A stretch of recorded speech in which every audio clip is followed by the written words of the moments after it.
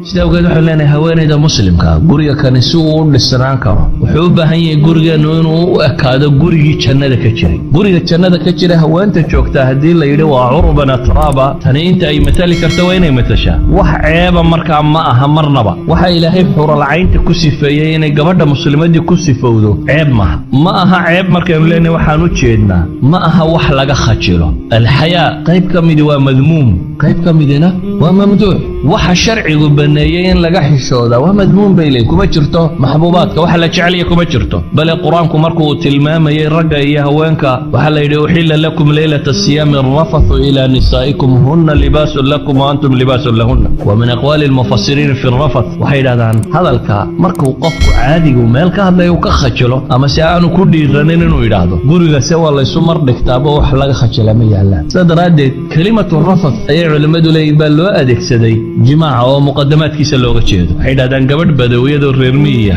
ayaa qamiis cas iyo waxbay qaadato xinxinaysatay dabeetana tusbax bay qaadatay baa la yidhao meel bay fadhiisatay way wardeen qolaa waxay ku yidhaahdeen maa bacda haada min haada labadana udodo kale foga inaad cuscusburato oo maryaa xidhxidhato oo iska dhalaaliso haddana aad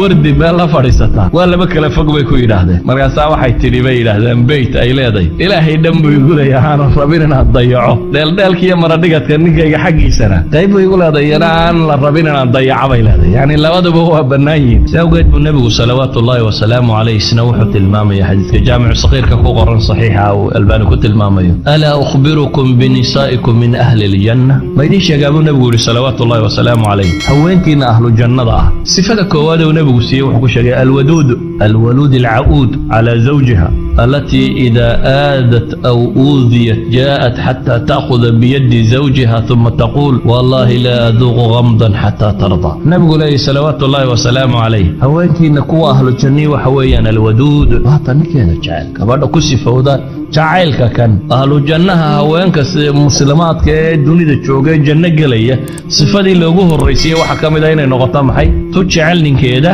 oo wax dhalaysa oo caauda khayr iyo wanaag ninkeeda kula noqonaysa ta hadii ay wax dhinto ama iyada la dhibo intay ninkeeda gacanta qabato tidaahda wallahi inaana waxba dhadhamin in la raali noqoto mooyaan hadii xataa iyada la dhibo buu nabigu leeyahay ama se iyadoo ay wax dhibto mar kastaba u taagan inay ninkeeda raali galiso walidalik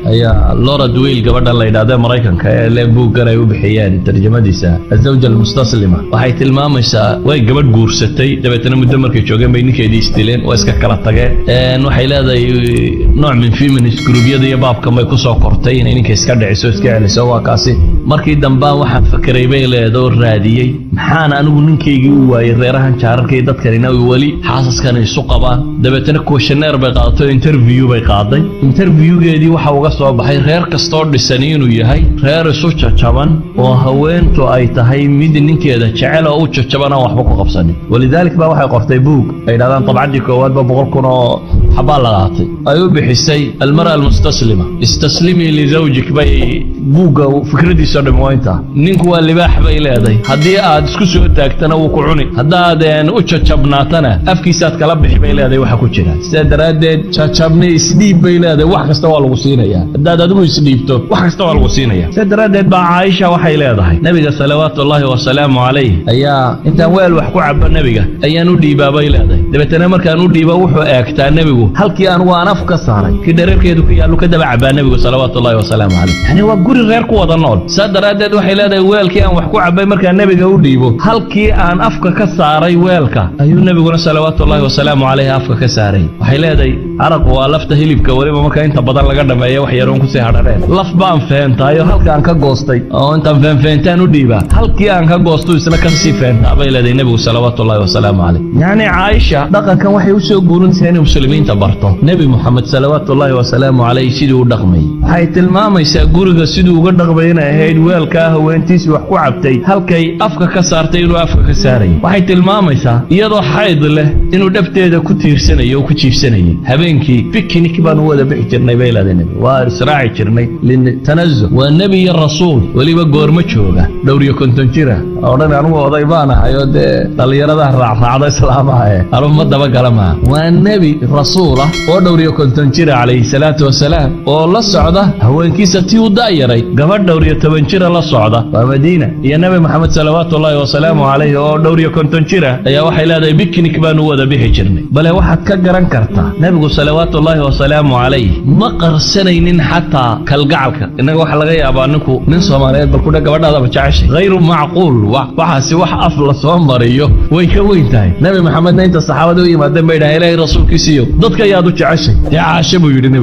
nabi maxamed su'aala la weydiiyo dad ba yaad u jeceshay oo yiraahdo caasha markaas ay dhahdeen raggaan u jeednaa markaas uu yidhaabe abubakar idan waxa la rabaa waxa weeyaan in gabadhu ay u muuqato dareensiiso ninkeeda inay jeceshay cagsiga waxa kaloo la rabaa ninku inuu muujiyo haweentan kalgacal iyo wanaag inay ku wada joogaan oo jecel yahay maaha aniga tii gurigayga joogtay maraan israacnay ama aniga iyo yaani xataa inuu yiraahdo reerkaygii ayofka kala warwareegaya marka